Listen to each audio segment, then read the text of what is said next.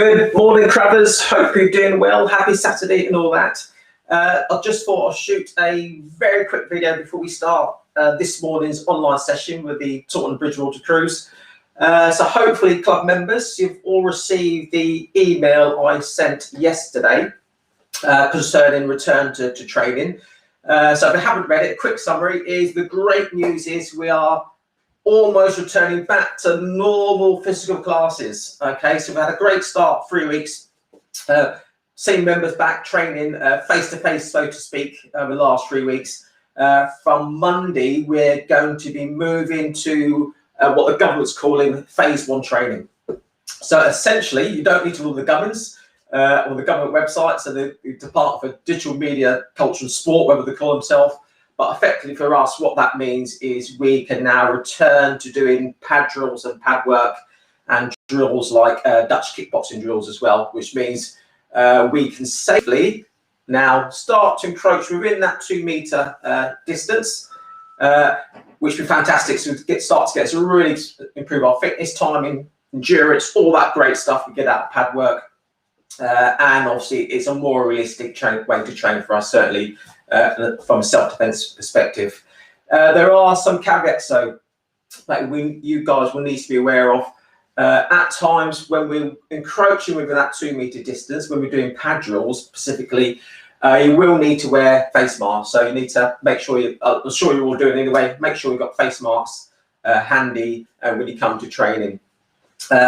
Under their regulations, restrictions, we can only have what the government's calling equipment to equipment contact, i.e. gloves on gloves or gloves on focus mitts or shin guards to shin guards, okay?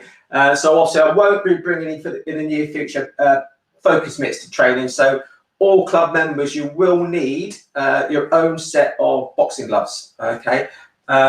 Any standard boxing glove you can buy online will do, as long as the thumb is stitched in for safety. Obviously, if you're unsure what to buy, feel free to sing out to me, reach out to me, and I can advise, particularly newer club members, what you need to be looking at buying. But obviously, quick shameless plug, if you purchase from the club online store, all the equipment there has been literally battle tested, proven over the last 11 years at the club to be safe, effective, and good quality and value for money. So feel free to use the club shop, but feel free if you can find it cheaper elsewhere, which is probably unlikely, but if you can, feel free to use that. My main concern is people have got decent quality equipment they can use in class. There will be some changes in the class layout, which I'll brief you all for the first classes next week, but essentially you're going to have a quarantine area for your kit. As we've already been doing, we're going to have a training area where you'll train at individual training spots marked by the codes, as I've been doing. And then there'll be a separate area where we're going to do our pad drills and our Dutch kickboxing drills, okay? And that will be denoted on the grounds, and that's when you're probably going to have your face masks to hand as we start to swap through.